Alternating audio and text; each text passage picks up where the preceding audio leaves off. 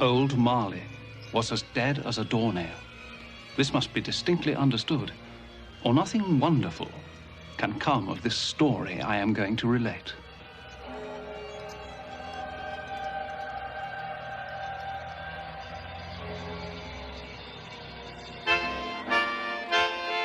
On Christmas night all Christians sing to hear the news the angels bring. On Christmas night all Christians sing to hear the news the angels bring.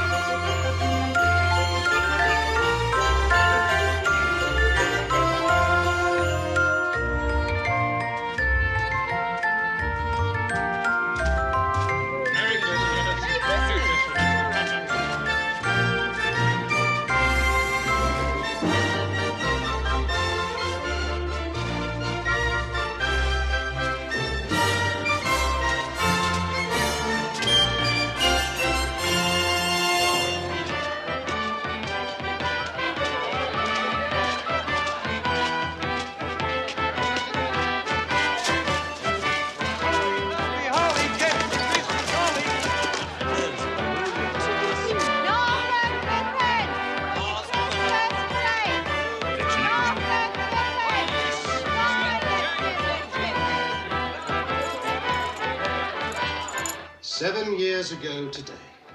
What's that you say? Mr. Marley died. 7 years ago this very day.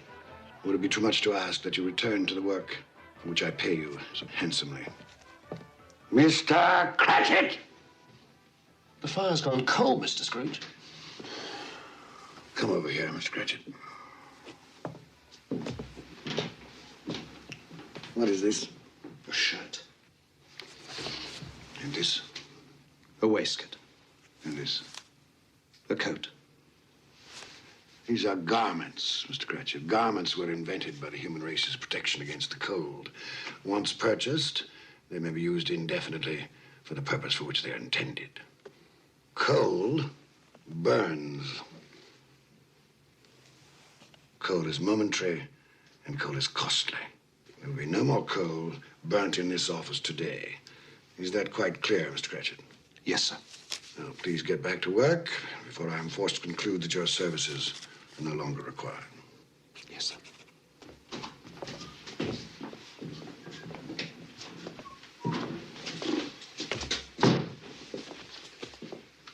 Merry Christmas, Bob Cratchit. And the same to you, Mr. Fred.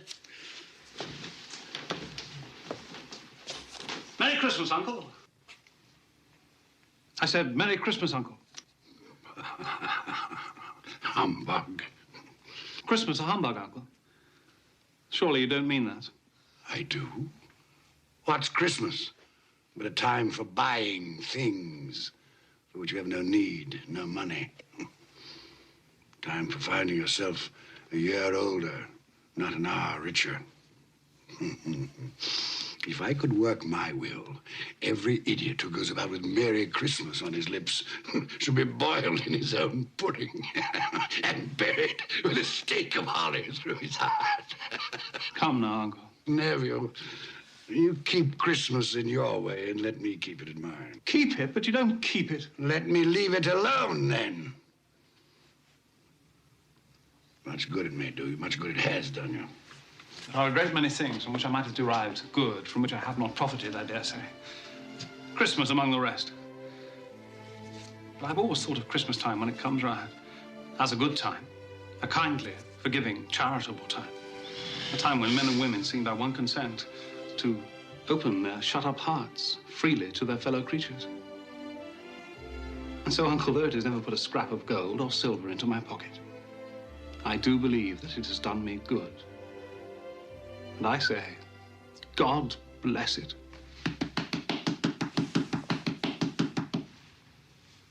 Not a sound from you, and you'll keep your Christmas by losing your situation. You're quite a powerful speaker, sir.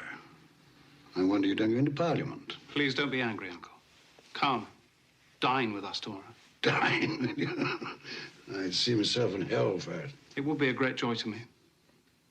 And to my wife. Yes, your wife. I'm told she brought very little to the marriage. A poor girl, Anston. I love her. And she loves me. Love. Good afternoon, nephew. I want nothing from you. I ask nothing of you. Why can't we be friends? You are wasting my time. I'm sorry to find you so resolute. We've never had a quarrel, so far as I know. And so I shall keep my good humor. And wish you a Merry Christmas. Goodbye. And a Happy New Year. How's that fine family of yours, Bob Cratchit? Well, sir, all very well. Good. You'll give them my best wishes. Yes, sir, I shall. Thank you for remembering them. Goodbye, Cratchit. Goodbye, sir. And a Merry Christmas. Idiot. And he's made me late to boot. I'm off to the exchange. Don't lock up a moment early. No, sir.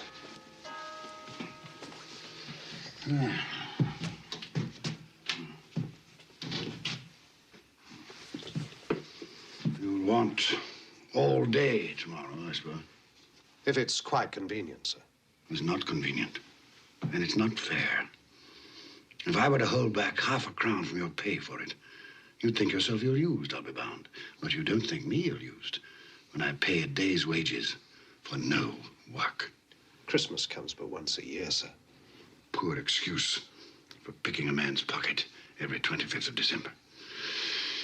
And I suppose you must have it. Be here all the earlier the next morning, Cratchit. Yes, sir, I shall. I certainly shall. Make sure. Yes, sir. And a Merry Christmas to you, Mr. Scrooge. Humbug. Ah.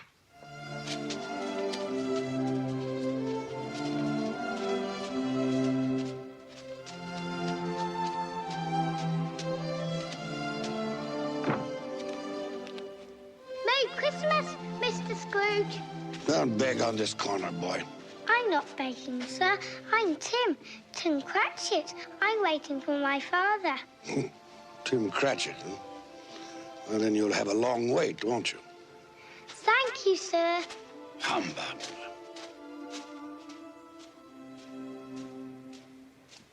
Our Saviour Christ and His Lady on Christmas Day, on Christmas Day. Our Saviour Christ and His Lady on Christmas Day in the morning. Clear the road. They with Out of the us way. Let me sail the through. ships all free on Christmas Day, on Christmas Day.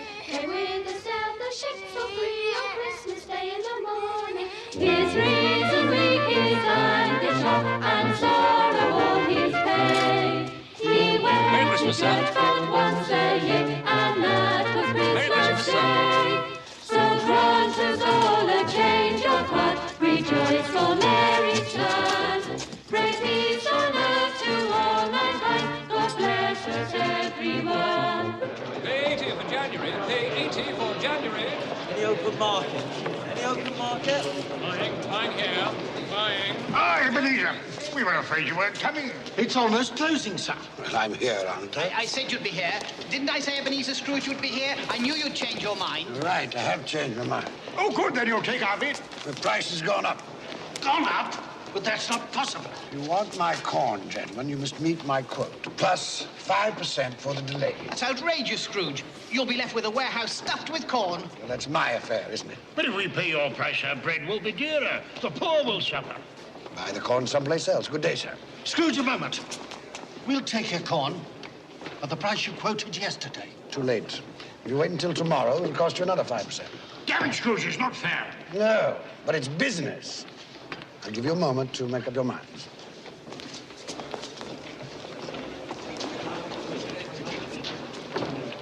All right, Scrooge. Done and done. Very good, gentlemen. Now, make sure that a draft for the entire amount of this transaction is deposited with my clerk.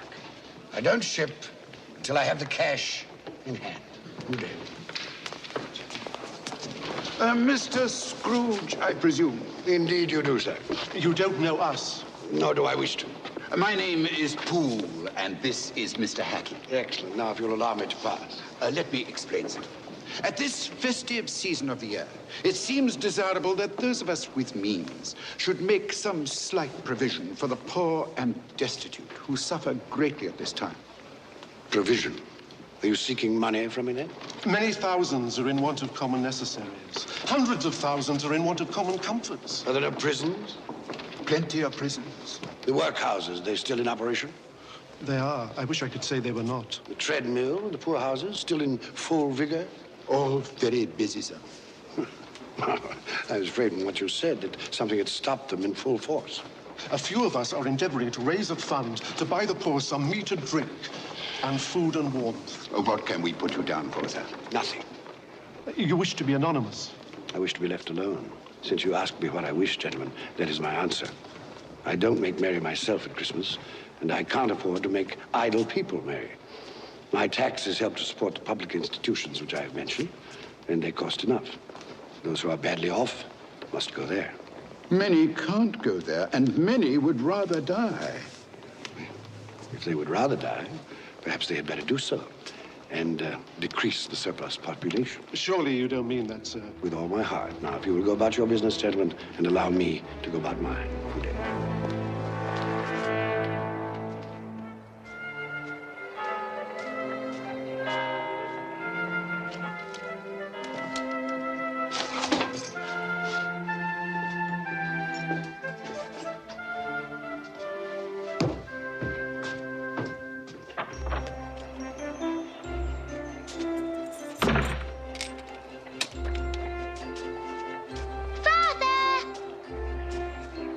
Tim, you must be frozen. I'm all right now. Could we go home by Cornhill and watch the boys and girls play in the snow? Of course we can. Tim, I'm to have the whole day off tomorrow. We'll be together, the whole family, for the entire day. Hurrah for Christmas, the best day of the year. He strove for silver in his heart and gold in all his days. His reason weak, his anger sharp, and sorrow all his pain. Sing well for church bells singing and Look, They're having such fun, Father. Go and get it! you'll be there one day, playing with the other children. I'm quite sure I will. I feel I'm getting stronger every day.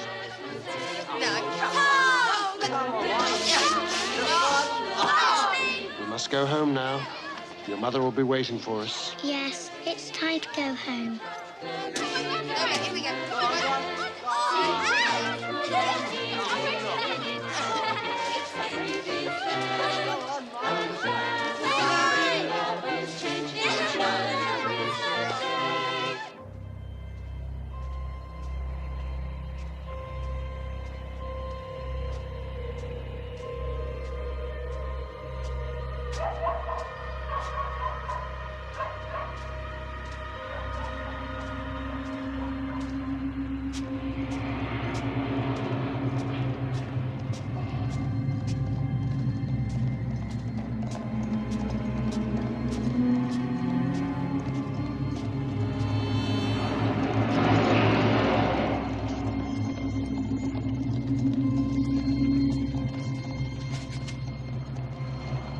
calling me? Someone call my name?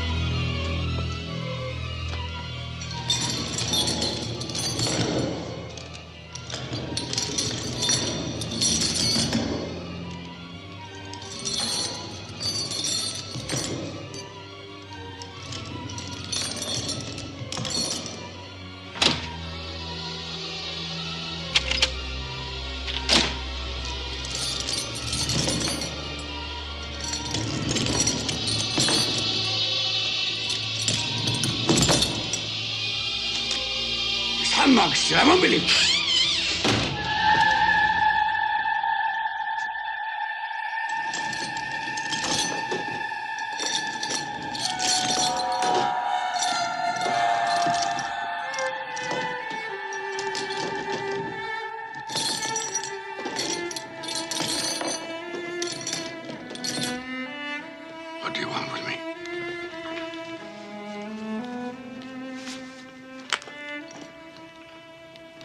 Much.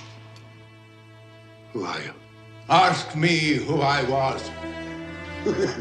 You're particular for a ghost. Who are you then? In life, I was your partner, Jacob Marley.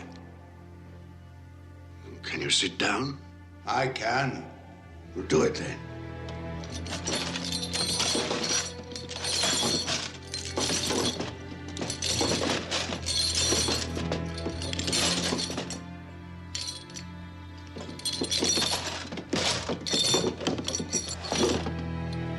You don't believe in me.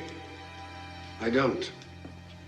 What evidence would you have of my reality beyond that of your own senses? I don't know. Why do you doubt your senses? Because a little thing affects them, a slight disorder of the stomach. There might be a bit of bad beef, a blot of mustard, a fragment of an underdone potato. There's more of gravy than of grave about you, whatever you are. Humbug, I tell you, humbug!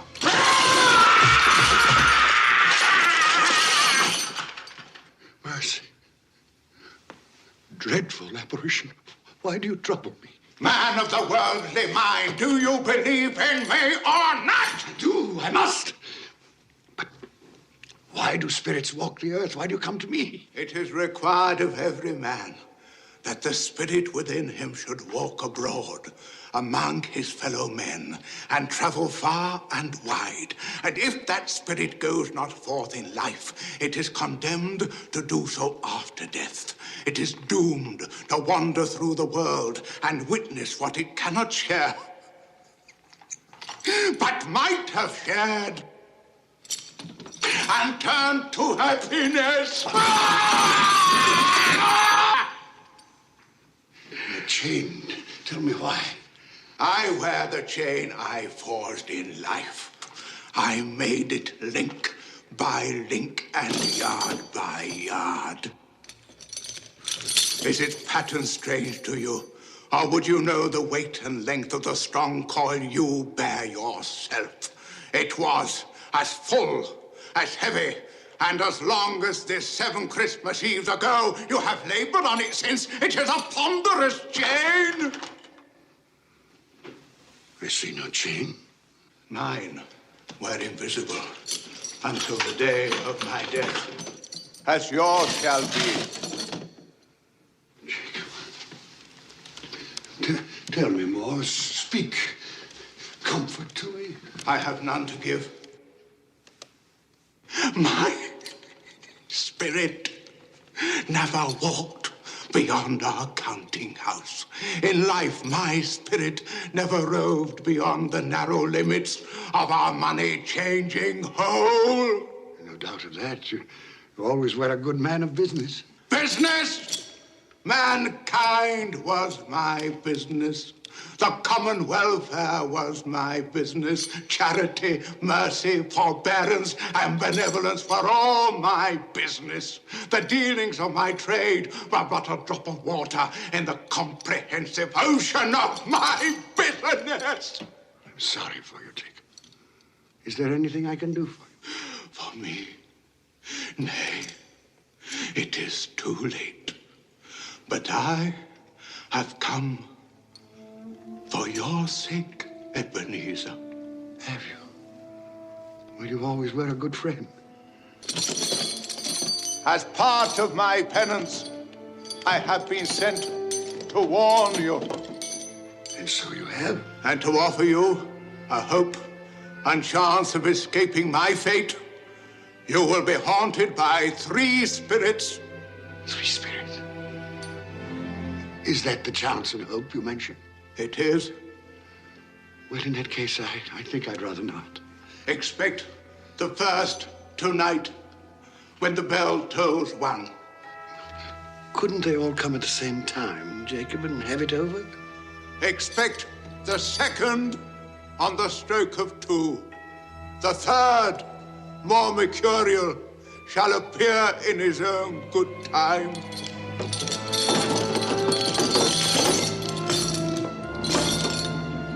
Look to me no more. Look, that you may remember what has passed between us.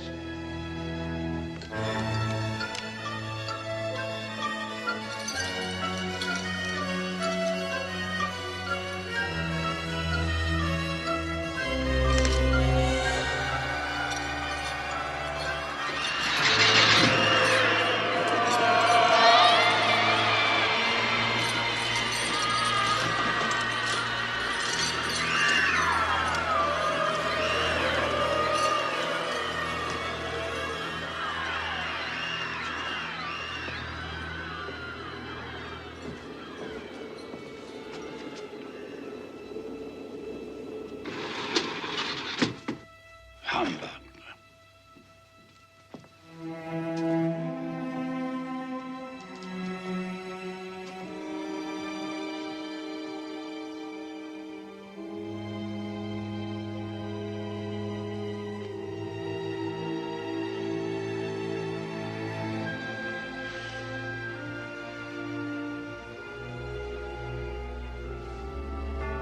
Something I ate.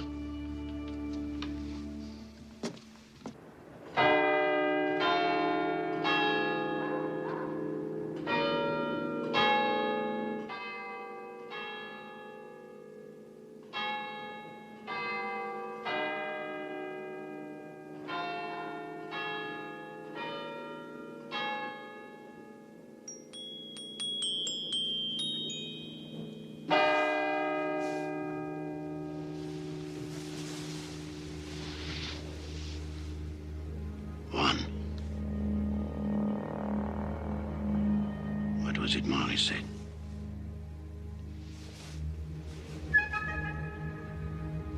Nothing.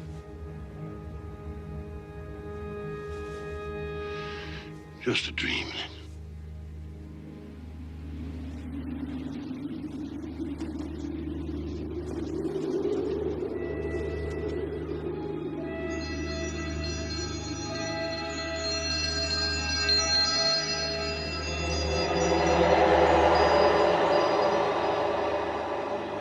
The spirit whose coming was foretold to me? I am. Who and what are you? I am the ghost of Christmas past. Long past? No, your past. Perhaps you would do me the favor of placing upon your head that cap which you hold in your hand. I bring the light of truth. Would you use this cap to put it out? I beg your pardon, I had no intention of offending. What business brings you here?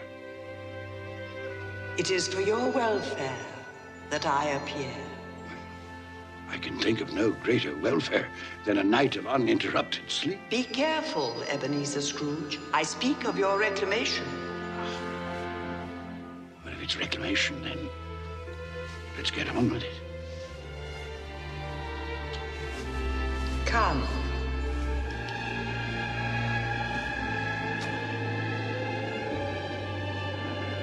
We shall be invisible and silent as the grave. You will now see a child, a youth. You will see yourself, Ebenezer. The air is so clean. How different from the city. Do you know where you are? Of course, I was bred here. I was a boy in this place. That's Daniel Custis. Robert Estes. Hello, Daniel.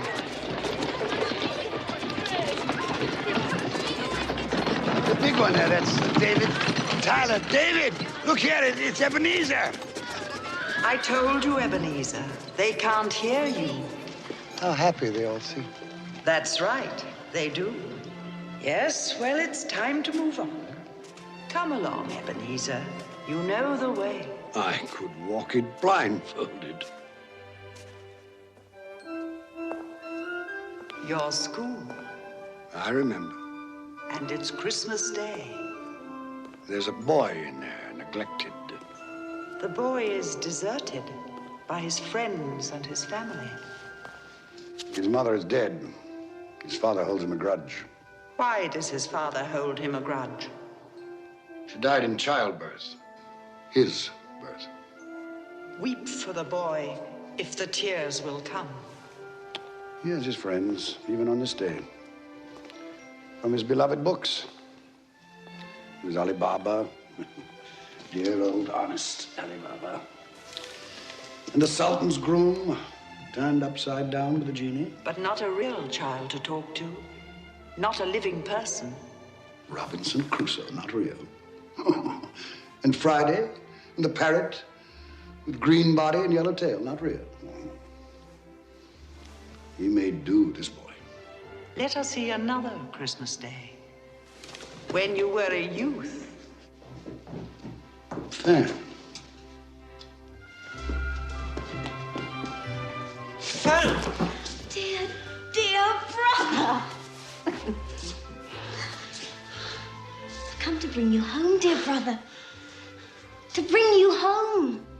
Home.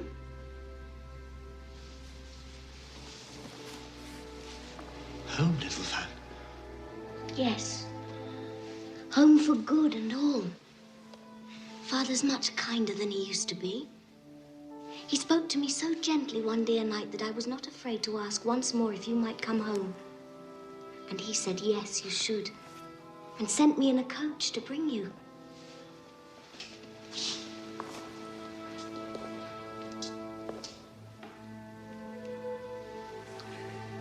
You're quite a woman, little Fan. And you. You are to be a man now. And never come back here. Come along, we mustn't keep Father waiting.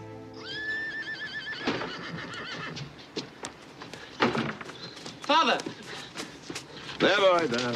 Stand still now. Let me look at you. They haven't been overfeeding you, that's certain. I've grown, I think. Yes, most boys do. Fan has told you won't be moving back here.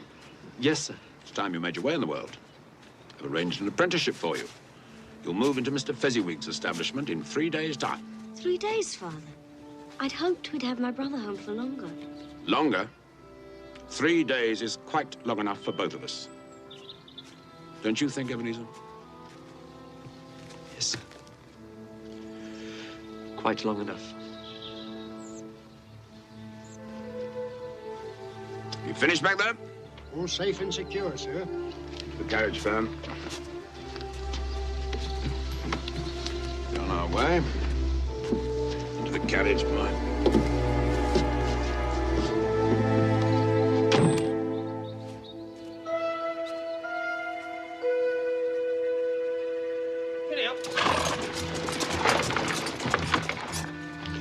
Fan pleaded for more time, but my father was a very stern man.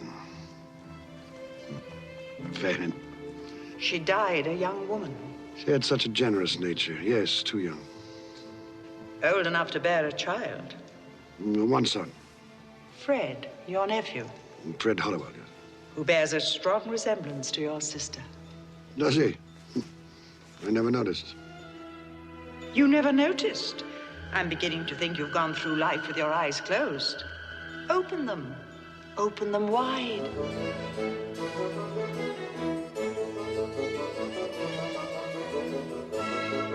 You know this man? It's old Fezziwig. Hmm? Oh, yes, my dear. Would you ask Mr. Pulling to refer that matter to Mr. Scrooge, eh? Thank you, my dear. And you know this place? No, was I not apprenticed here? Pay attention, everybody. Dick, Ebenezer, pens down. No more work tonight, boys. It is Christmas Eve. So, close those ledgers down, Ebenezer and Dick. Clear away in here, everybody. We need the room.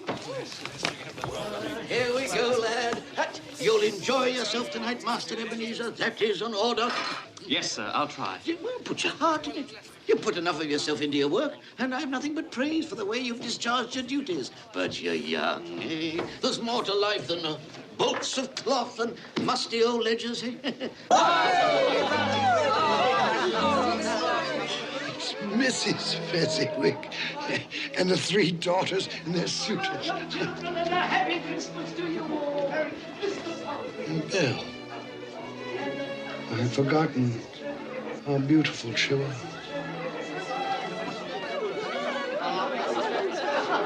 Hello, Belle. Hello. Would you like to dance? Yes.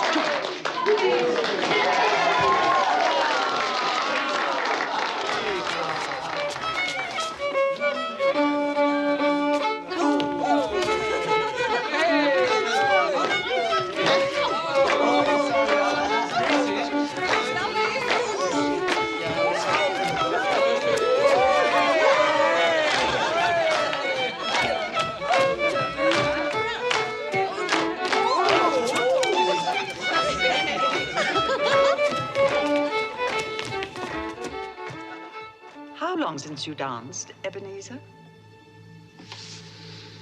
Waste of time, dancing. You didn't think so then? There was a reason then. There's been a change in you since your come to Fezziwigs. You were so gloomy. Oh, I think I should warn you, Miss Bell. I am of a serious bent of mind. I consider seriousness to be an admirable trait of character, but it can be overdone. I should take heed of your advice, ma'am, and go through life with a grin on my face.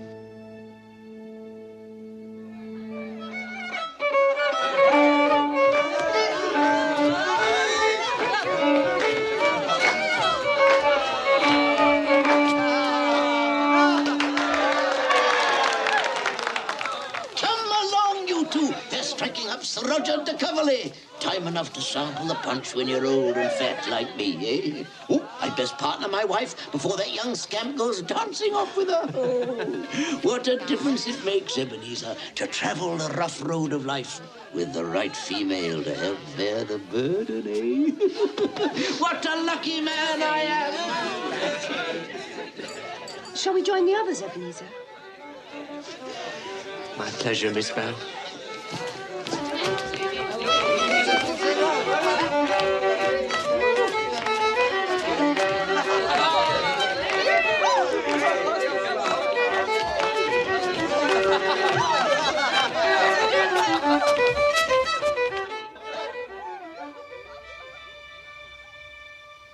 Old Fezziwig, a silly man.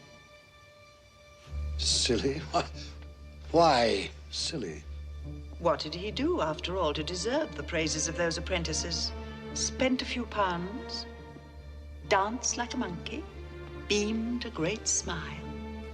Well, the happiness he gives, I gave, was quite as great as though it had cost £1,000. Just small things.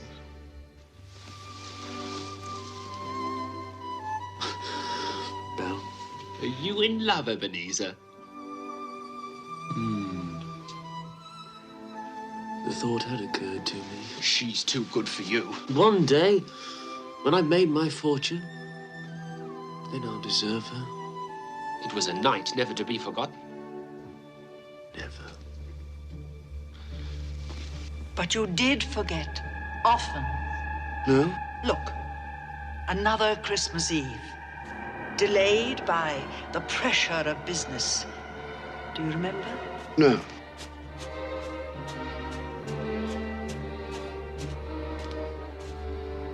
Hello, Belle. Now do you remember? Sorry I'm late. I thought you might not come. I know how busy you are. Well, the time of year and the nature of my business, it's important now that I use my time and opportunities wisely. Another idol has displaced me. What idol has displaced you? A golden one. All your hopes have merged into a master passion. Profit. The thought of money engrosses you. Perhaps I've become wiser.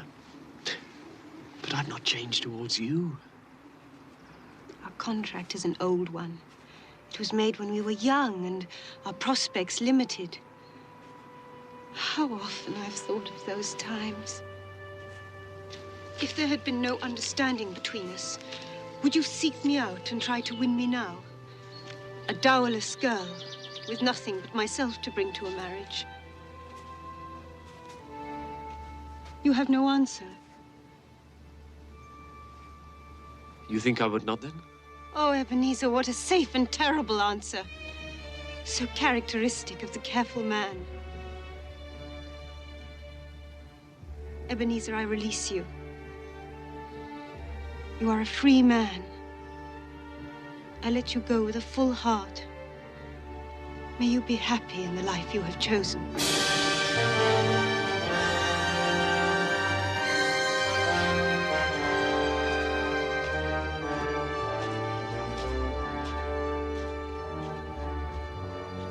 I almost went after her. Almost carries no weight, especially in matters of the heart.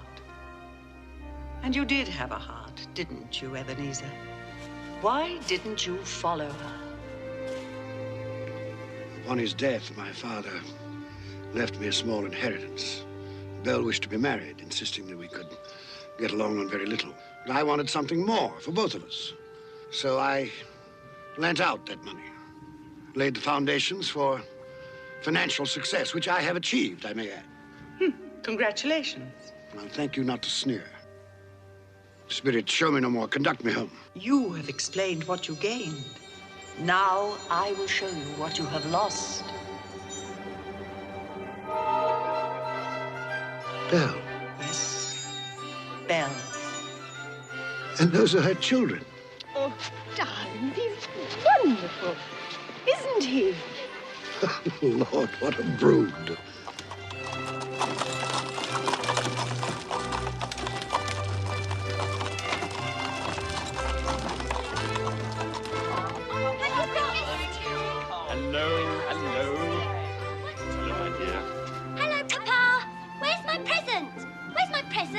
You will have to wait until tonight. All of you. Presents on Christmas Eve, as usual. Fancy. It might have been mine. The same thought occurred to me. I saw an old friend of yours in the city this afternoon. Who was it? Guess. I can't. I don't know. Ebenezer Scrooge. Mr. Scrooge it was. I passed his office window and it was not shuttered. He had a single candle lit upon his desk. His partner, Jacob Marley, lies on the point of death, I hear. And there he sat, Ebenezer Scrooge, alone. Quite alone in the world, I do believe. Poor Ebenezer. Poor wretched man. Spare me your pity. I have no need of it. They can't hear you. And as for you, I've had enough of your pictures from the past. Leave me! Haunt me no longer! Truth lives. Truth lives. Truth lives. Truth.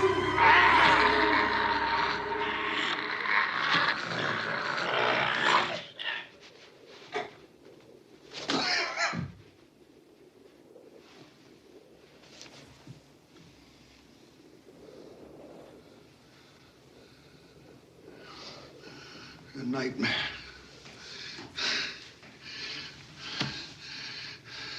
Horrible nightmare. Oh. God. Let me sleep. Let me sleep in peace.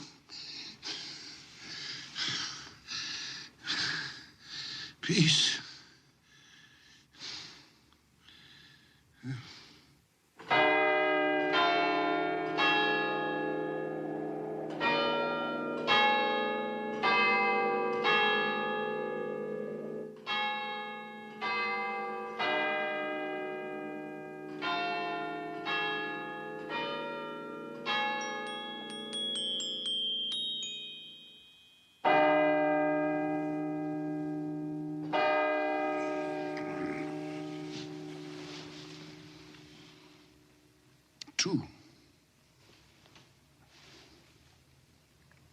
Well, Jacob Marley, where is this spirit of which you spoke so glibly? You did say at the stroke of two, didn't you, Jacob?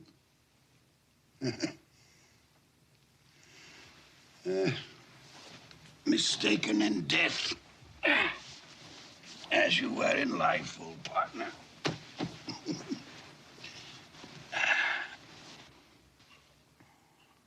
Ebenezer Scrooge! Ebenezer Scrooge!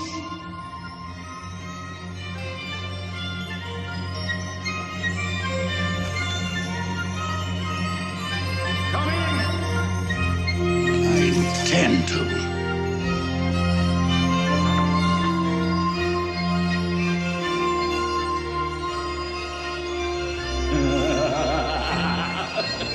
Come in and know me better, man.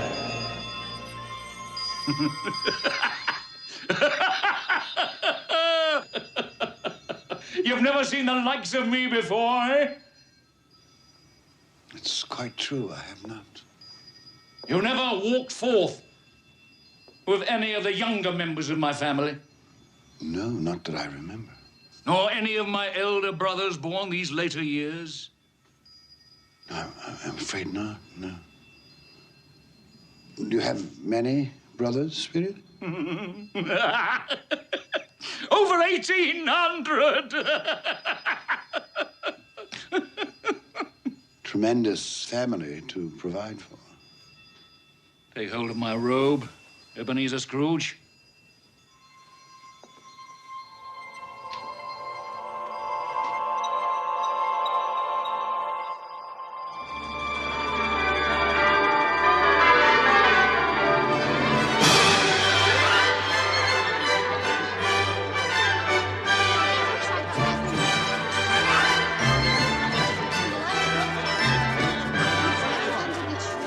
What day is it now? Don't you know? Christmas morning.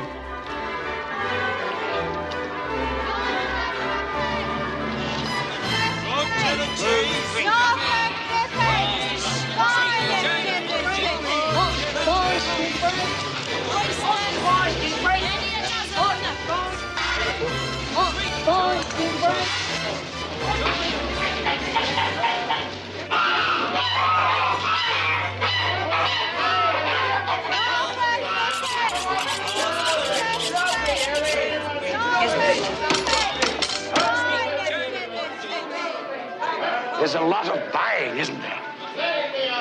Oh, Ebenezer, is that all you can see? Follow me, and I'll show you to what good use these wares can be put. Is there some peculiar power which emanates from your torch? Oh, yes. There is.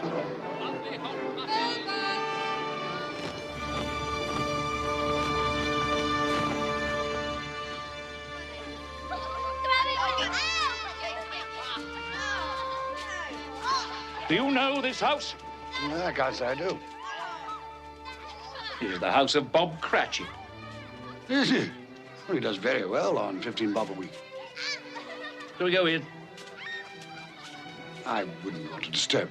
As with Christmas past, we shall be invisible and unheard. I wonder what's keeping your father. He's probably stopped to talk to the parson. Father always likes to compliment him on his sermons. I do hope the pudding's a success this year. No one makes a better pudding than you, Mother. Peter, save some for the rest of the family. Just testing the cooking, Mother. I'm sure they'll manage very well on their own without your help, young man. Hello, Mother. Hello, Mother. Smell the goose cooking, Martha. Yes, it makes my mouth water. Mine too. I can't wait. Well, you'll just have to. Now run along with Martha and help her butter the bread thinly. Here they are. Merry Christmas, everyone. You're late, Bob Cratchit. Oh, and you're quite like an icicle tin. You've been dawdling. Father had a long talk with the minister. Thought as much. Come, Tim, listen to the pudding hissing on the fire. It's like a giant snake inside the copper. Go along with your brother and sister, Tim. I'll begin the wine. Off you go, then. Come on. How did you behave in church? As good as gold. Better. Mother's very worried if it'll turn out all right. Look how they support him. What did you say? Nothing. It's, nothing. Somehow he gets thoughtful sitting by himself so much. He thinks the strangest things. He told me coming home that he hoped that the people in church saw him because he was a cripple, and that it might be pleasant for them to remember on Christmas Day who it was that made lame beggars walk and blind men see. It seems to me that Tim is getting stronger every day, that his limbs are growing, that he's in better spirits, it seems to me. Yes, Bob. I'm sure you're right. He is getting stronger. Well, we're all here. That's the important thing. Belinda, help me with the goose. Yes, Mother.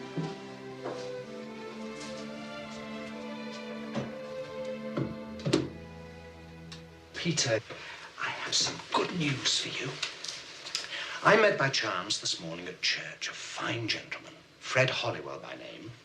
He's a nephew of our own Mr. Scrooge, and he remembered that I have a son coming of working age, and he told me that he had a position open starting at 3 shillings and 6pence every week. 3 shillings and 6pence every week? So, if you are agreeable, you may start work on Monday next. Now I can begin to help you and Mother. More important, you shall be embarking on a fine career. To start a boy at 3 and 6pence a week. Hey, it's typical of my nephew. It's no wonder he's never been able to put by a penny. Perhaps he's put by more than money. Fred?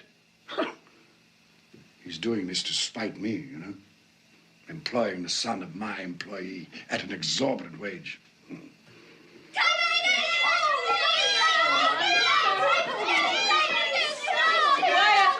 Quiet, children, quiet. Wonderful goose! Enough for an army! So brown and crisp. Mother, you've outdone yourself. Is it all right, then? Hurry, Father, cut the goose. I can't wait. Haven't we forgotten something? Lord, we thank you for the bounty you have placed before us. We thank you for this day of love and joy. We thank you for allowing us to be together, to share with each other and with you the fullness of our hearts on this special day. Amen. Amen. Amen. Amen. What? You say something? No. No. I thought I heard you. No, I said nothing.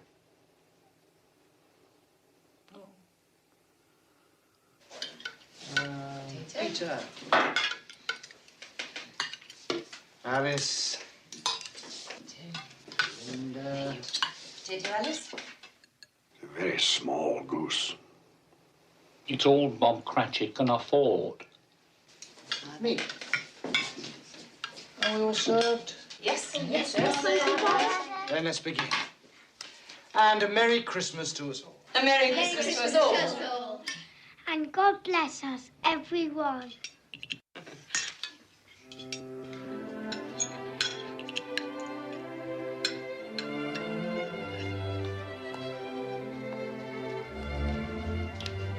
Tell me, Spirit,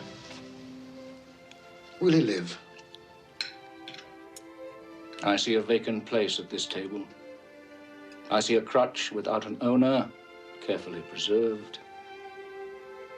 If these shadows remain unaltered by the future, the child will die. No, say he will be spared. If these shadows remain unaltered by the future, none other of my species will find him here. But if he is to die, then let him die, and decrease the surplus population. You use my own words against me. So perhaps in the future you will hold your tongue until you have discovered what the surplus population is and where it is. It may well be that in the sight of heaven you are more worthless and less fit to live than millions like this poor man's child.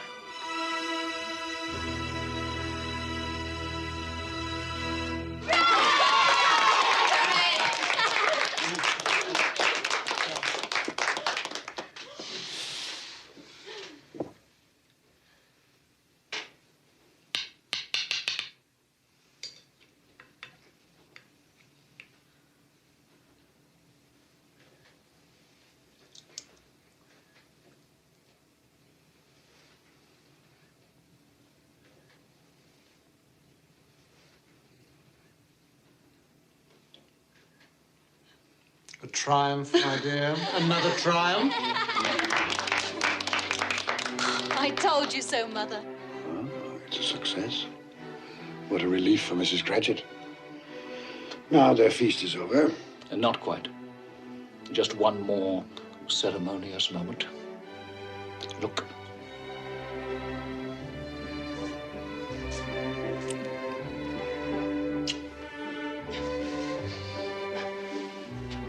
Now, I would like to propose a toast to Mr. Ebenezer Scrooge, the founder of our feast. Mr. Scrooge.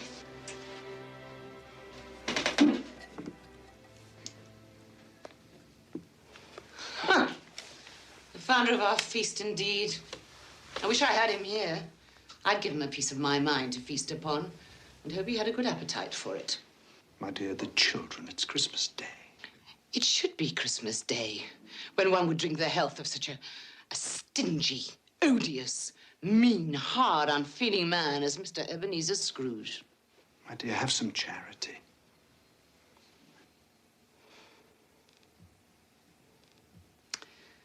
Oh, well. I'll drink his health for your sake, and the day's sake, but not for his. Long life, Mr. Ebenezer Scrooge. A Merry Christmas and a Happy New Year. I've no doubt his Christmas will be very merry, and he'll be very happy. Mr. Scrooge. Mr. Scrooge. Mr. Scrooge. Mr. Scrooge. Mr. Scrooge. Mr. Scrooge.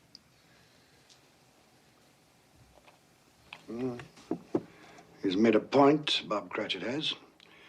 Without me, there would be no feast, no goose at all. My head for business has furnished him employment. Is that all you've learned by observing this family on Christmas Day? All? No, not all, but one must speak up for oneself, for one's life. Oh, here it is. Here we come, a-wassailing among the leaves so green. Here we come, a-wandering so fair to be seen. Love and joy come to you, and a Merry Christmas too. And God bless you and send you a Happy New Year. We have some time left. Take my robe. Love and joy come to you, and a Merry Christmas too. And God bless you and send you a Happy New Year. And God send you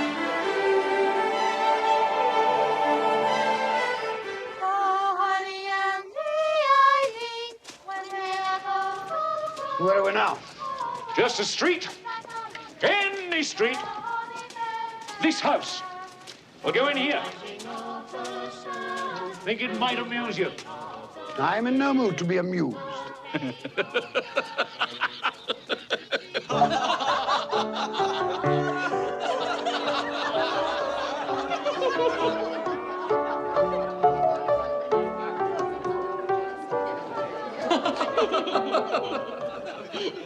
Dear husband, do you find my playing so amusing? Oh, I'm sorry, my love.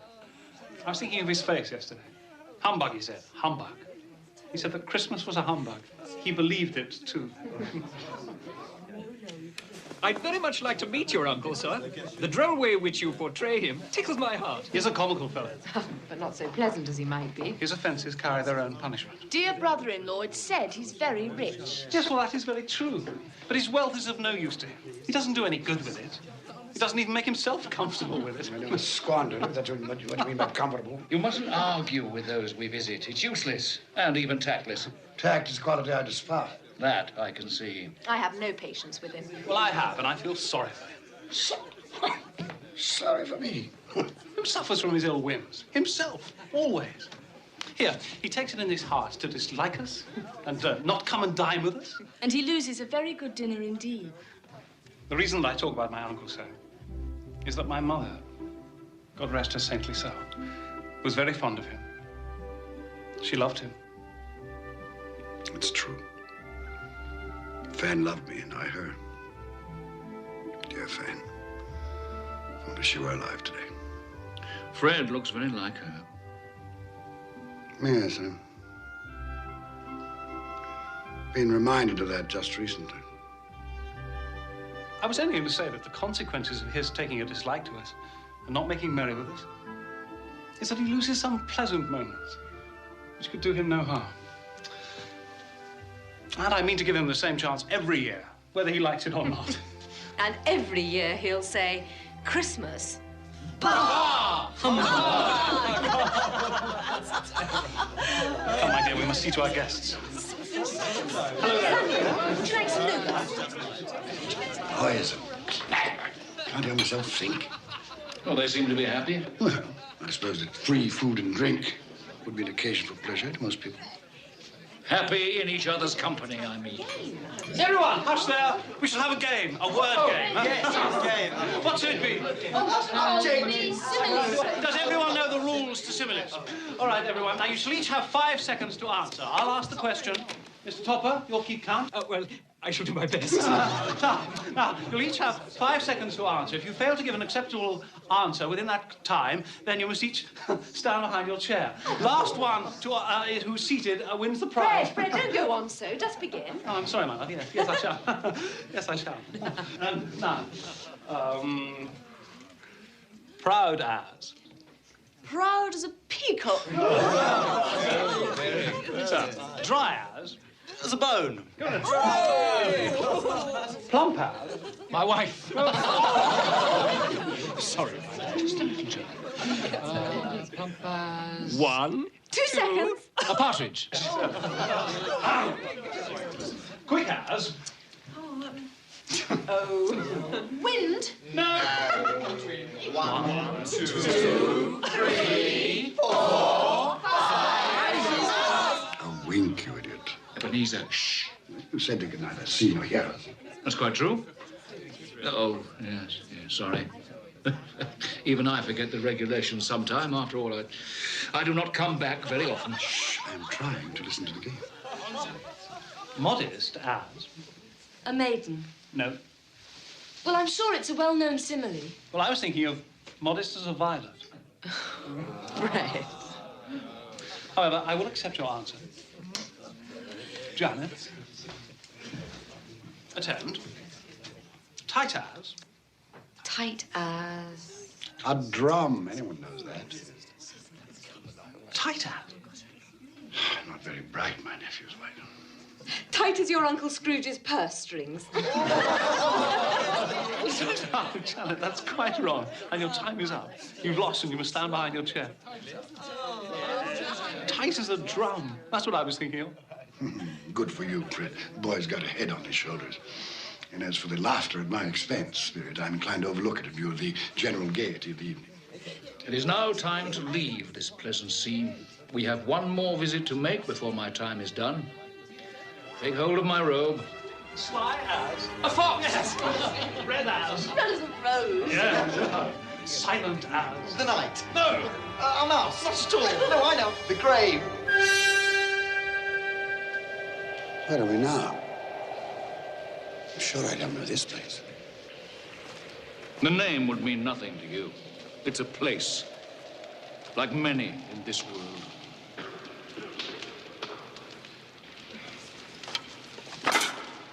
Do we have enough wood for the night? Ah, it'll last through. At least there's one thing still free in this country. Mary, Peter, they're cooked. They're too hot. It'll be cold soon enough. Where did you get these, Father? I didn't steal them, if that's what you're saying. She didn't say you stole them, Ben. She should have some respect. Don't berate the girl.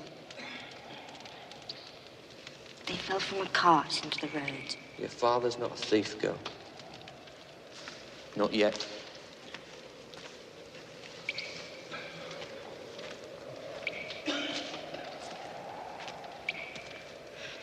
Why are these people out here?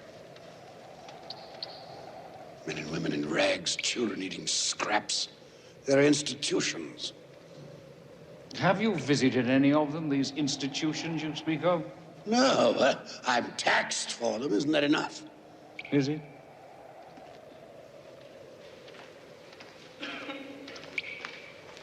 Ben, come back to the fire. Look at these hands, Meg. They're hard hands. They've done hard work. I want to work. I want to have bread for my children. It's not right that there's no work. We're together, Ben. That's the important thing. I love you, Meg. I love the children. Tomorrow, take the children and go to the parish poorhouse. No. No. I'd rather we all drowned in the river than go to one of those places and be separated forever. Until I get work. No. Ben, we're a family. We stay together. Come. Come back to the fire. Come.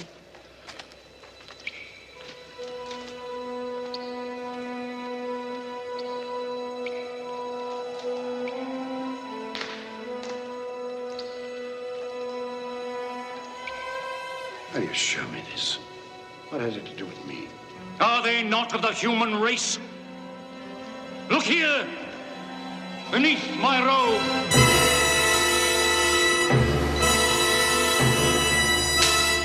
Look upon these.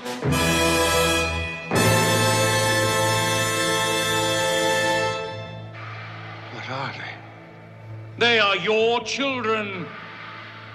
They are the children of all who walk the earth unseeing. Their names are ignorance and want. Beware of them. For upon their brow is written the word doom. They spell the downfall of you and all who deny their existence. Have we no refuge, no resource? Are there no workhouses? Are there no prisons?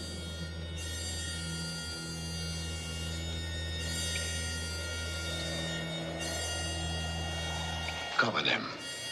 I do not wish to see them. I thought as much. They are hidden. But they live. Oh, they live. Well, time has come for me to leave you, Ebenezer Scrooge. Leave me here? Oh, yes. You cannot. Take me back to my bed. It's too late. It's cold. The place is strange. Don't leave me.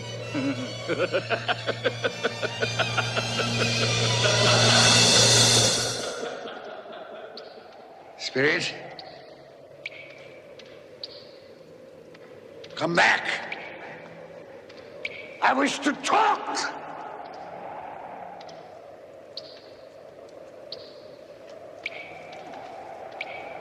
Perhaps I have made a mistake here and there. Talked too quickly about matters to which I gave no great thought. Very well, we'll have a give and take. Come to some meeting of the minds. I'm a reasonable man. Spirit! Have pity on me. Don't leave me.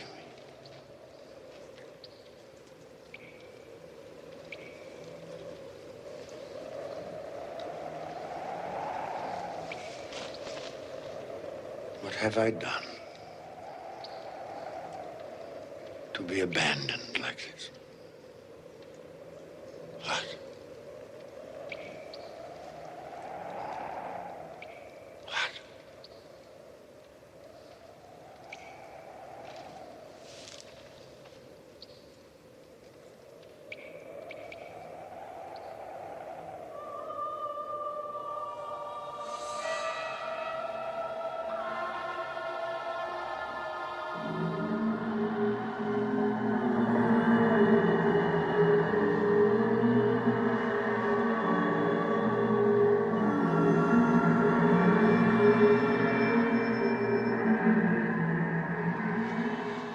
Are you the spirit which Jacob Marley foretold would visit me?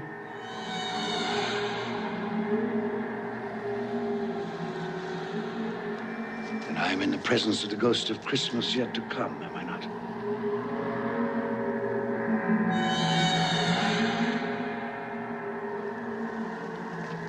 You're about to show me the shadows of the things that have not happened, but will happen in the time before us. Is that so? I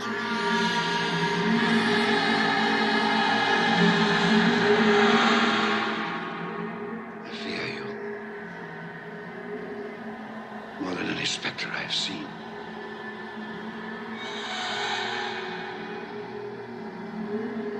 prepared to bear your company. Will you not speak to me? Very well. Lead on. Night is waning fast.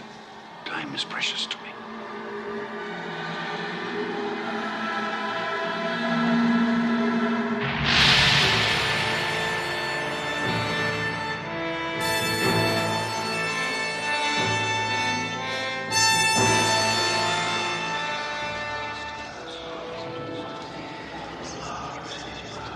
This place, I know it very well.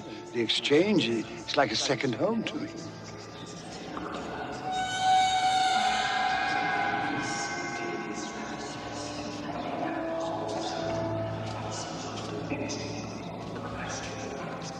No, I don't know much about it either way. I only know he's dead. When did he die? Last night, I believe. What happened to his money? Left it to his company, perhaps? Who else did he have? It'll likely be a very small funeral, supposing we volunteered and form a party. I'll go if lunch is provided, but I insist on being fed for the time I'll waste. Have these men no respect for the dead? I should go, I suppose. After all, we did considerable business together. Well, I must go and find the price of corn. Goodbye. How was I privy to that conversation? What purpose could it have for me?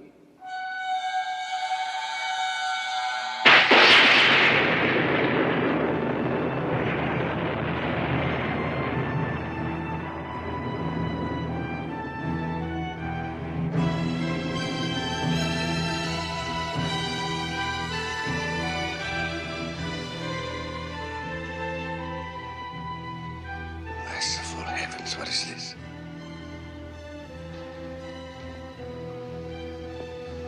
Spirit. This is a fearful place. I wish to leave it.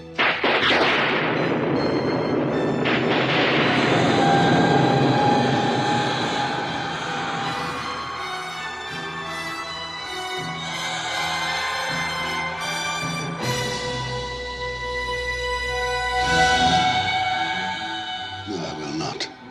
This you cannot make me do. I say I understand you. That is sufficient to the moment.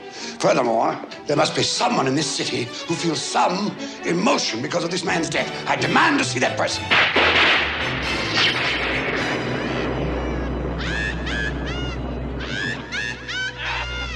This is a most foul part of town. We must have made a mistake, taken a wrong turn.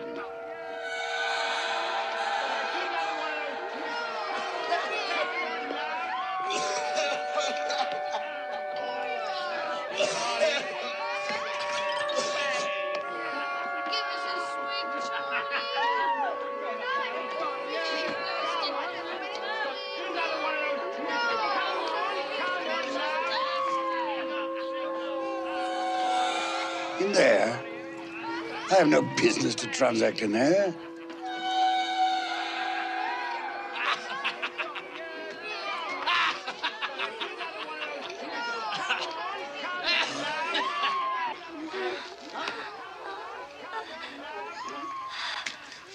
Well, open it up, Mrs. Dilber. Am I to pay you for goods I haven't seen? You'll not ask me how I came by these? Every person has a right to take care of himself. That's my motto. Sorry, yours did. And who's the worse for the loss of a few things? Not a dead man, I suppose. No, indeed. I mean, if he'd wanted to keep him after he was dead, the wicked old screw, why wasn't he more natural in his lifetime? If he had been, he'd have had someone to look after him when he was struck with death. Instead of lying there, gasping out his last, alone, by himself.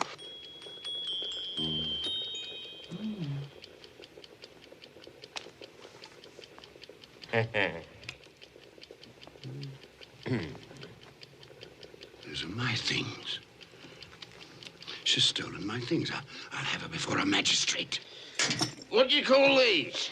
Bed curtains. You don't mean to say you took them down, rings and all, with him lying there. Why not?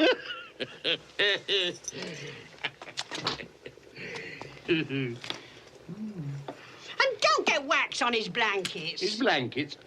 I hope he didn't die of anything catching. Eh? I wasn't so fond of him as I'd loiter about if he did.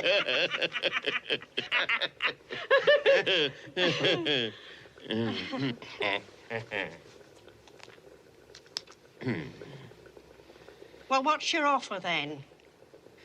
4, 6, 5, 3, 6, 2, 4. Those are not my things. Yes, they are similar, but the person she speaks of, that could not be me. A similarity, perhaps. £1.5 3. Not a penny more if I was to be boiled for it. You're hardened, Joe, and no mistake. I'm always kind to the ladies.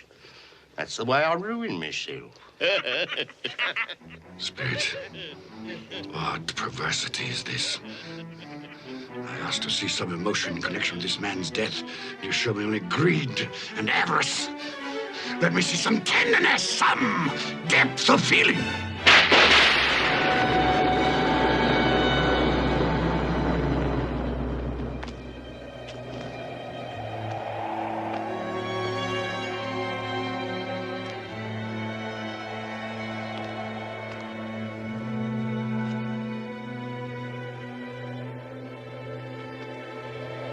Must be some confusion. Your fellow spirit brought me here earlier. Very well. You're devilish hard to have a conversation with. Suffer the little children to come unto me, and forbid them not, for such is the kingdom of God. Verily I say unto you, whosoever shall not receive the kingdom of God as a little child, he shall not enter therein. This colour hurts my eyes.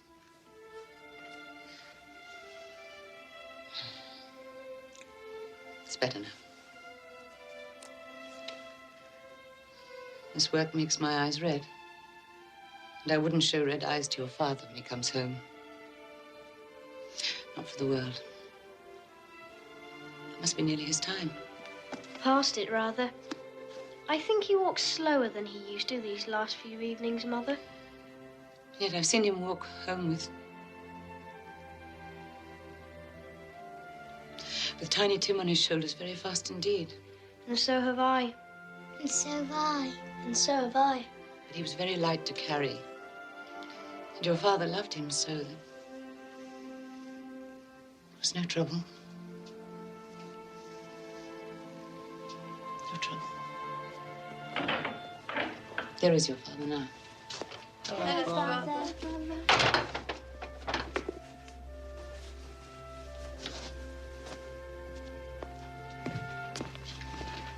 Hello, my dear. Hello, my dear ones. Hello, Father.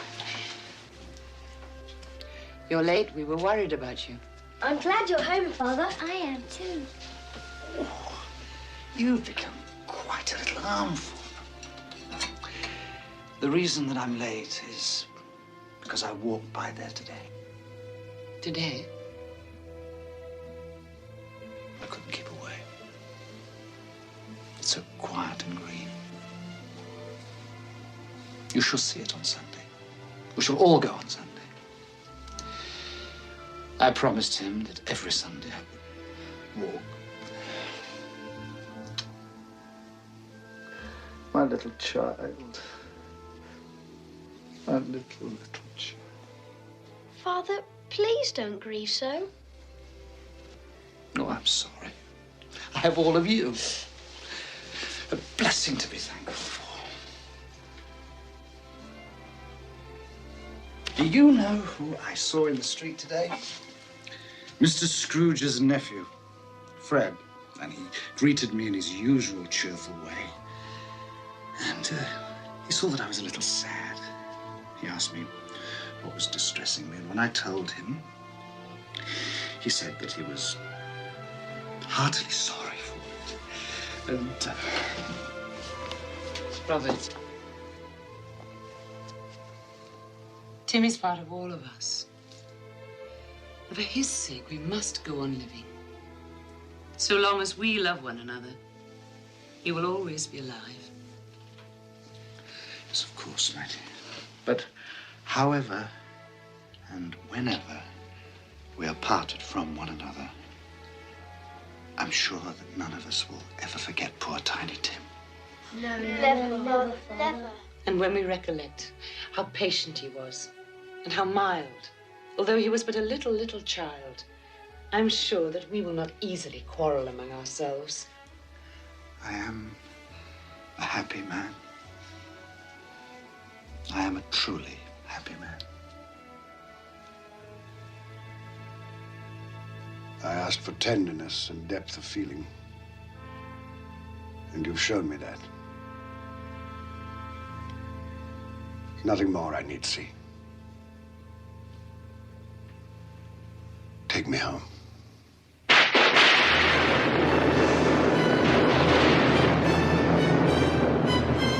What is this? I thought we had agreed that you would transport me home.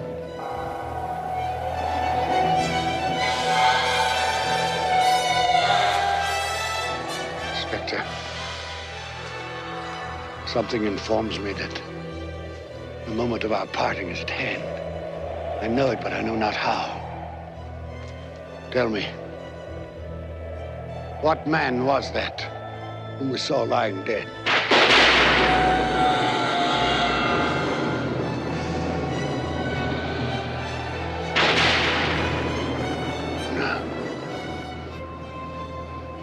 No, before I draw near to that stone, answer me this. Are the things you have shown me the shadows of the things that will be? Are they the shadows of the things that may be only?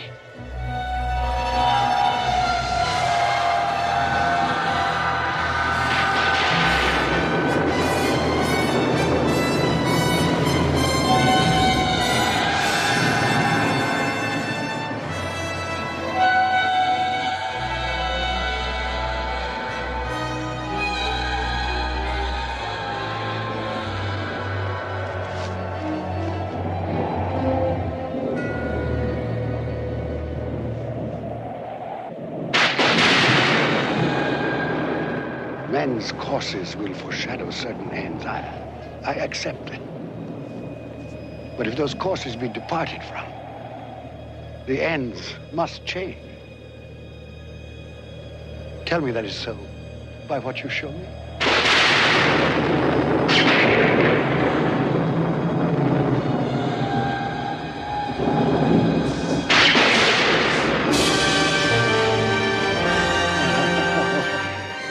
Dear me, I am not the man I was. I will not be the man I must have been but for this visitation. Why show me this if I am past all hope?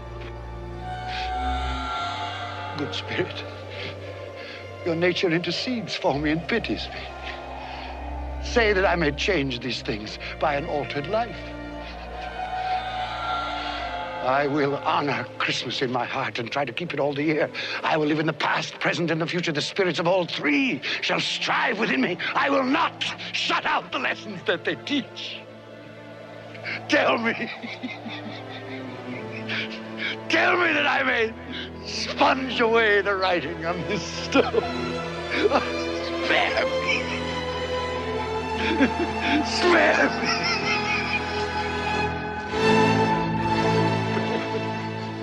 Spare me.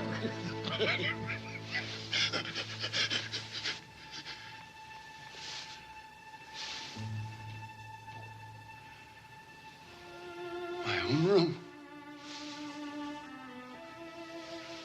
I'm alive. Oh, thank you, Spirit. I will keep my promise. I will live in the past, present, and the future. The spirits of all three will strive within me. Oh, heaven and Christmas time be praised for this. I say this on my knees, Jacob Marley. On my knees.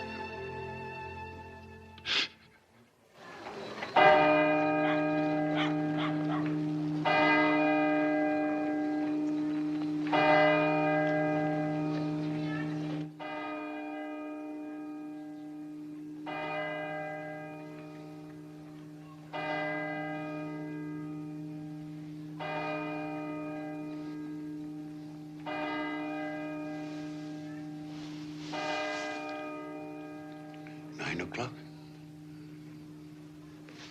And daylight. But what day? Hello, you there, boy. Me, sir? Yes, you, my good fellow. What day is today? Today? Why, it's Christmas Day, of course. Christmas Day. I haven't missed it. The spirits did it all in one night. Well, they can do anything they like. Of course they can. Hello, my fine fellow. Hello! Do you know the poulterers in the next street but one, on the corner? I should hope I did. Intelligent boy, remarkable boy. Do you know if they've sold the prize turkey that was hanging there? What? The one as big as me? Delightful boy. Pleasure talking to you. Yes, the one as big as you. It's hanging there now. Well, go and buy it. Yes, go and buy it and bring them round so that I may tell them where to deliver it. Come back with the man, I'll give you a shilling. Come back in less than 5 minutes, I'll give you half a crown.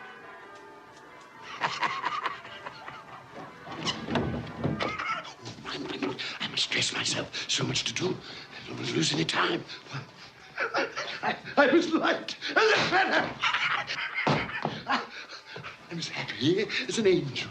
I'm as merry as a schoolboy. I'm as giddy as a drunken man. Merry Christmas to everybody, and a Happy New Year to the world!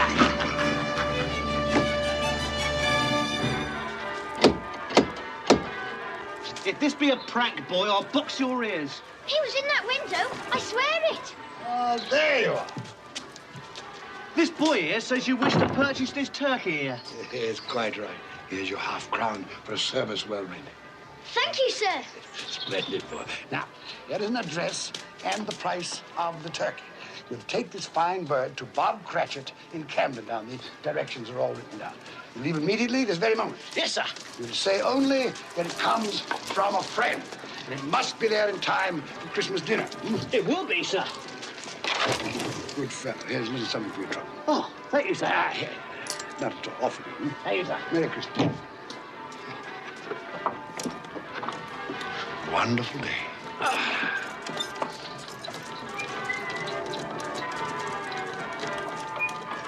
So grant us all a change of heart. Good morning. Merry Christmas to you. Merry Christmas. Like angels. Yes, exactly. You sing excellently well, yes. Thank you. It is I who thank you for that glorious music on this glorious Christmas day.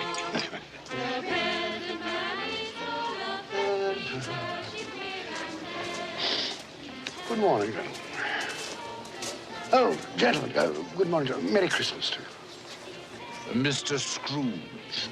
Yes, that is my name. I fear it is not pleasant to you. Allow me to beg your pardons, and please accept my pledge to the poor and needy for... Lord bless me.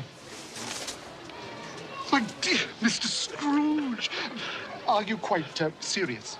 If you please, and not a farthing less. There are a great many back payments included in that, I assure you. What can I say to such generosity? Don't say anything. My dear sir. Will you come and see me? We will. Oh, we will indeed. I'm very much obliged. Thank you 50 times. Thank you, sir. Bless you. Thank you. The orphans and widows may be right.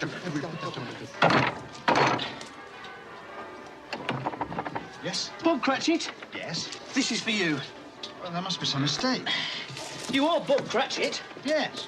Well, there ain't no mistake. I didn't order this. This here prize turkey was bought and paid for by a gentleman to be delivered to Bob Cratchit and family in time for Christmas dinner. What gentleman? What's his name? Anonymous. He wishes to remain anonymous. Anonymous, you said? That's what he said, an anonymous gentleman. Well, who could have sent it? I have no idea. Perhaps it's a mistake. That's what I thought. It's got our name and address on it, though. What should we do then? I say we cook it and eat it and have the best Christmas feast we've ever had in our lives. And I say, Mrs. Cratchit, what a splendid idea.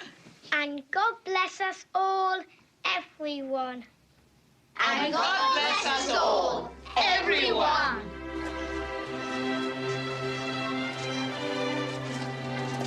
Merry Christmas, sir. Merry Christmas.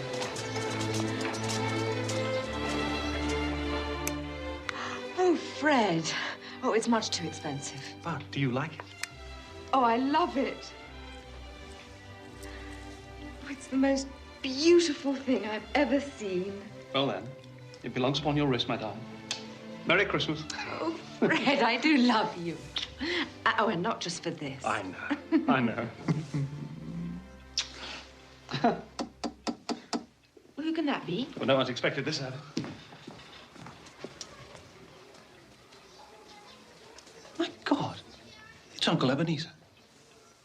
Your uncle? What in the world would he want? Open the door, Mary. I'm sure I don't know.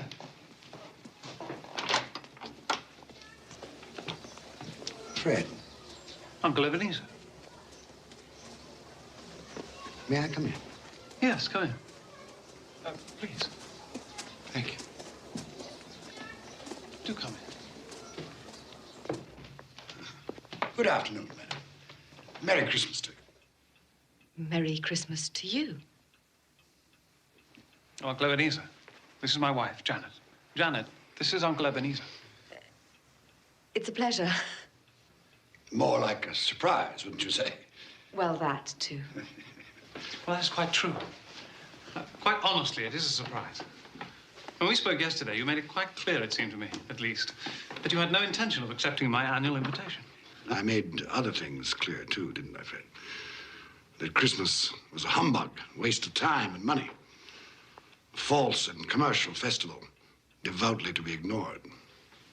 Yes, basically that was it. Well, I've come for 3 reasons.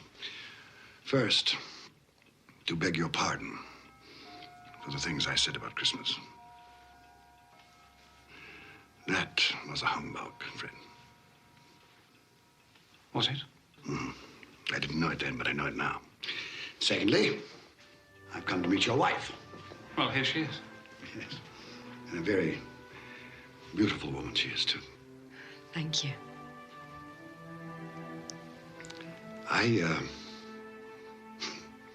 I was in love once.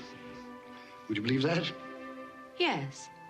That I possess neither the courage nor the optimism, perhaps the depth of feeling that you two have.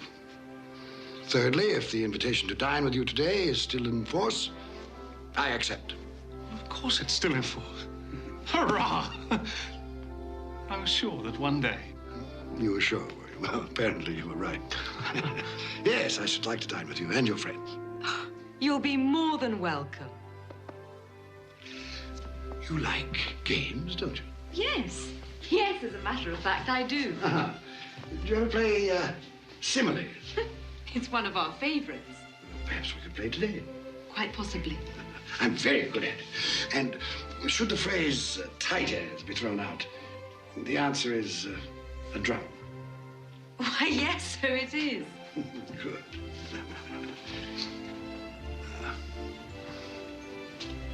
You'll forgive me for saying this, but I see the shadow of my sister in your face. I loved your mother, Fred. For a time there, I forgot just how much I loved her. Perhaps I chose to forget. Well, now, if it isn't too much trouble, I should like to sample some of that punch for which you're so famous. Of course. You've made us both very happy, Uncle Ebenezer. Have I? Yes. God forgive me for the time I wasted.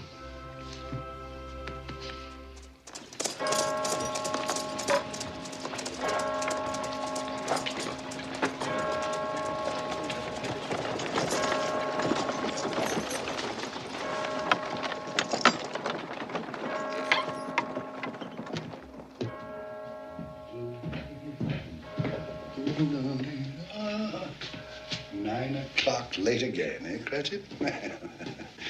We'll see about this.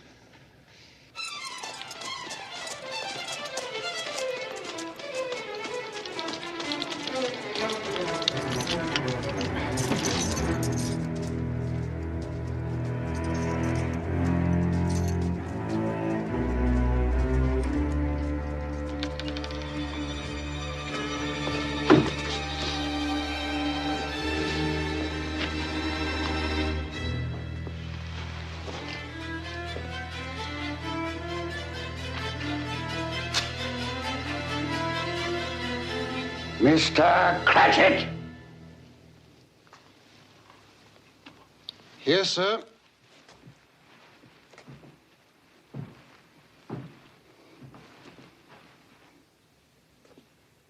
Do you know what time it is? Yes, sir. What time is it? 18 minutes past the hour, sir. 18 and a half minutes past the hour. What do you mean, coming here this time of day? I'm sorry, sir. I am behind my time. Yes, I think you are. Step this way, sir, if you will, please. It's only once a year, sir. It shall not be repeated. I was making rather merry yesterday. Well, I'll tell you, my friend, I'm not going to stand for this any longer. Therefore, I am going to double your salary. Double my salary, sir? Yes, Bob.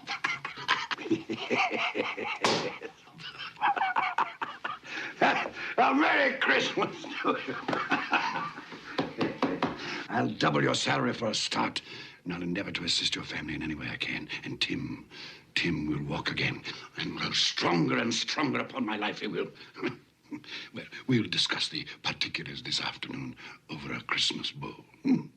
Well, what's the matter with you? Nothing, sir. Well, it's just that... Nothing. Thank you, sir. My good fellow, make up the fire before we freeze to death. Buy some more coal before you dot another I, Bob Cratchit. Yes, sir.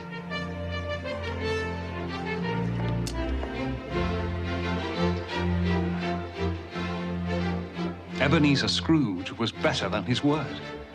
He became as good a friend, as good a master, as good a man as the old city knew. And to Tiny Tim, who did not die, he was a second father. It was said of Ebenezer Scrooge that he knew how to keep Christmas well, if any man alive possessed the knowledge. May that be truly said of us, and all of us. And so, as Tiny Tim observed, God bless us, every one.